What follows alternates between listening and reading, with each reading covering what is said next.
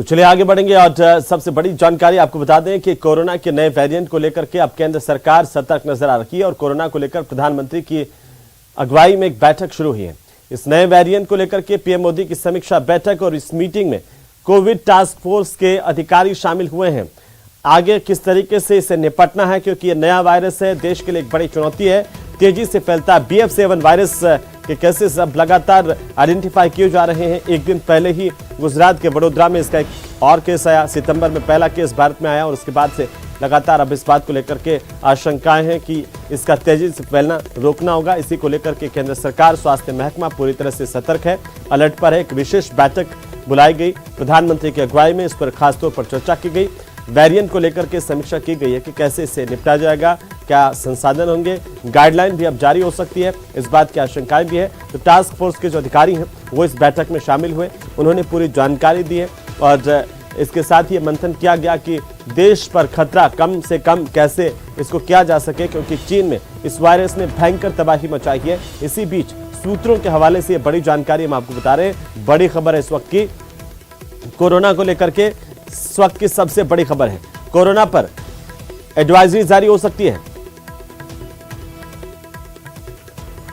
तो कोरोना पर एडवाइजरी जारी हो सकती है। ज्यादा जानकारी के साथ हमारे सहयोगी अनूप हमारे साथ जुड़ रहे हैं, तो सीधा हम अनूप गुप्ता का रुख कर लेते हैं। दिल्ली से सहयोगी अनूप जुड़ चुके हैं। अनूप, जिस तरह से लगातार अब इस बात को लेकर के एक बार फिर से कोरोना का साया देश पर मंडराता हुआ नजर आ रहा है, क्या कुछ जानकारी इस वक्त आपके पास है? दिल्ली में भी बैठकों का दौर शुरू हुआ है।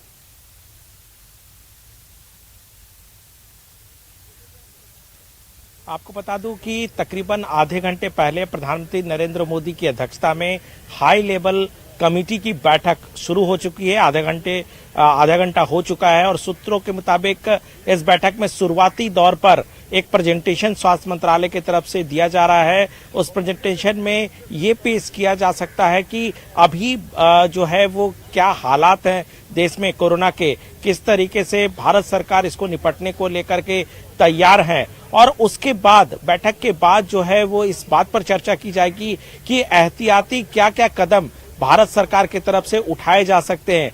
जो सूत्र बता रहे हैं उसमें सबसे प्रमुख है कि किस तरीके से वैक्सीन के डोजेज, जो बूस्टर डोजेज लगने हैं, उसको किस तरह से स्पीड अप किया जा सकता है। इसके अलावा एहतियात के तौर पर राज्य सरकारों को किस तरह से एडवाइजरी जारी करके आगे और एहतियात बरतने को कहा जा सकता है। इन तमाम मसलों पर इस बैठक में चर्चा की जाएगी और जाहिर सी बात है कि इस बैठक के बाद प्रधानमंत्री नरेंद्र मोदी भी बैठक में जरूर अपने विचार रखेंगे और बताएंगे कि आगे क्या किया जा सकता है। और राज्य और केंद्र सरकार किस तरीके से मिलकर इस आपदा से, जो एक कहा जा रहा, आशंका जताई जा रही है कि आने वाले वक्त में इस तरह से की संभावनाएं हो सकती है, तो एहतियात कैसे बरती जाए, इसको लेकर एक पूरा जो रोड मैप है वो तैयार की जाएगी। जी अनूप, क्या आने वाले दिनों में कोरोना को लेकर के और सतर्कता को बढ़ाया जा सकता है?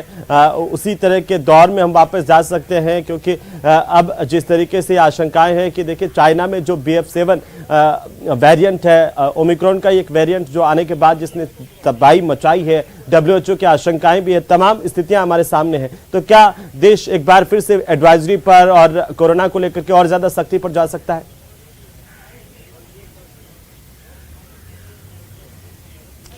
देखिए, आपको बता दूं कि देश उस स्थिति में ना पहुंचे जिस स्थिति में पहले वेव और दूसरे वेव में पहुंच चुका था, उस स्थिति में ना पहुंचे। इसी वजह से एहतियात के तौर पर पहले से ही, शुरुआती दौर से ही भारत सरकार इस मसले पर सतर्क है।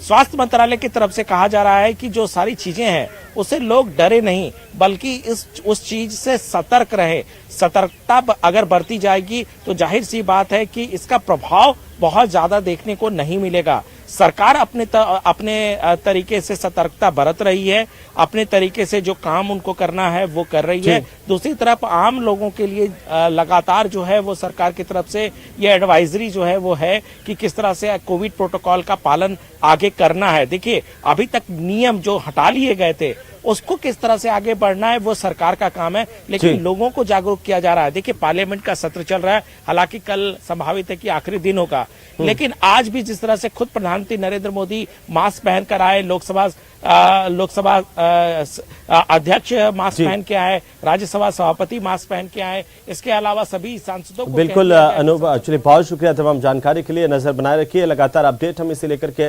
आपसे लेते रहेंगे। बहरहाल आगे बढ़ेंगे।